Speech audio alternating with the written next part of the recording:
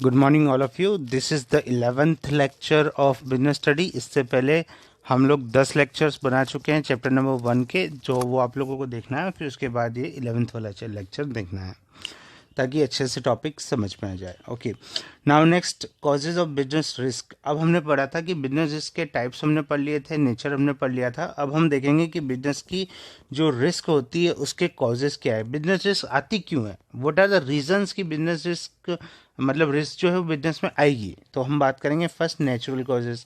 अच्छा, natural causes का simple सा मीनिंग क्या हुआ कि नेचुरल मतलब जो जिसको हम बोले कि नेचुरली आती है, जैसे फ्लड हो गया, अर्थक्वेक हो गया, we can not control it. हम इसको कंट्रोल नहीं कर सकते बट इससे बच जरूर सकते हैं। इसके लिए प्रिवेंटिव मेजर्स हम लोग ले सकते हैं बट इसको हम लोग अवॉइड नहीं कर सकते। So these are the natural risk. फिर हम बात करेंगे ह्यूमन कॉजेस। अच्छा, ह्यूमन कॉजेस क्या है कि किसकी वजह से, ड्यू टू ह्यूमन नेग्लिजेंसी, यानी कि आपके बिजनेस में जो एम्प्लॉय काम करते हैं उन एम्प्लॉयज़ की नेग्लिजेंसी की वजह से भी क्या हो सकता है, बिजनेस के अंदर रिस्क एराइज हो सकती है। Dishonesty, carelessness, all this comes under economic causes.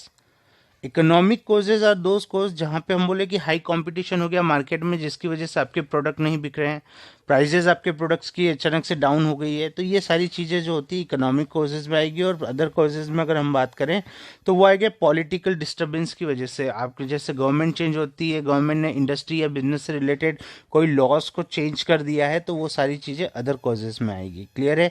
तो ये 4 रीज़न है बेसिकली। इन 4 रीजन्स की वजह से बिजनेस में रिस्क जो है वो आती है। क्लियर?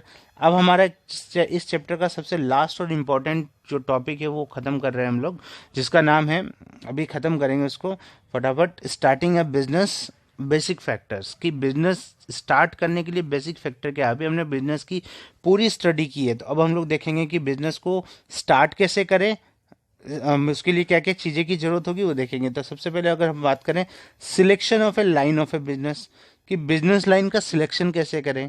ठीक है, यहाँ पे देख सकते हैं आप, ये सारे टॉपिक्स मैंने आपके लिए लिखे हुए हैं। ठीक है, तो ये टॉपिक्स आप हैंड रिटन नोट्स भी आप वहाँ से ले सकते हैं। इसमें मैं आपको पीडीएफ भेज दूंगा उसकी, है ना। ठीक है, अब देखिए इधर हम बात कर रहे हैं यहाँ पे size of the form. First point क्या हमारा, सॉरी फर्स्ट पॉइंट है हमारा selection of line of business. Basic factor क्या है बिजनेस स्टार्ट करने के लिए, कि सबसे पहले हमको क्या देखना पड़ेगा कि size, sorry line of the business, क्या आप कौन सा बिजनेस करना चाहते हैं। Do you want to go for textile, either you want to go for cement industry, या कौन सा बिजनेस आप करना चाहते हैं। इवेंट मैनेजमेंट करना चाहते हैं, मैंने मेरे नोट्स के अंदर आपको इवेंट मैनेजमेंट का एक बिजनेस का उसका एग्जांपल दिया हुआ है इस पर्टिकुलर टॉपिक के अंदर। वो भी आप हैंड रिटन नोट्स जो हैं उनमें से डाउनलोड करके देख सकते हैं, वो भी मैं आपको भेज दूंगा उसके लिए। ठीक है, selection of the line of business में हम लोग देखेंगे कि आपको बिजनेस कौन सा स्टार्ट करना है। ओके, कौन सा बिजनेस स्टार्ट करना है उसके लिए हम लोग यहाँ पे वर्कआउट करेंगे। तो फॉर एग्जांपल अगर आपने कपड़े की शॉप खोली, एक कपड़े वर्क का बिजनेस किया आपने, वो चीज़। अब सेकंड में हम बात करेंगे कि साइज ऑफ द फर्म, कि फर्म का साइज क्या रखना है, छोटे लेवल पे खोलना है, मीडियम लेवल पे खोलना है, लार्ज स्केल पे खोलना है, एक बड़ा सा शोरूम खोलना है, वही बात कर रहे हैं।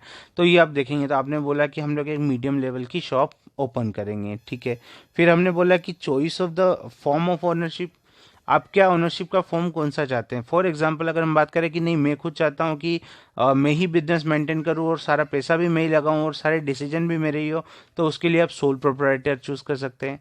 अगर आप चाहते हैं कि नहीं, पैसा और भी इसमें इन्वेस्ट हो, ज़्यादा पैसा इन्वेस्ट हो और इसमें मेरे साथ एक और डिसीजन मेकिंग में एक और पर्सन हो, तो उसके लिए हम लोग एक बिजनेस का फॉर्म आता है जिसका नाम है पार्टनरशिप बिजनेस। क्या नाम है? पार्टनरशिप।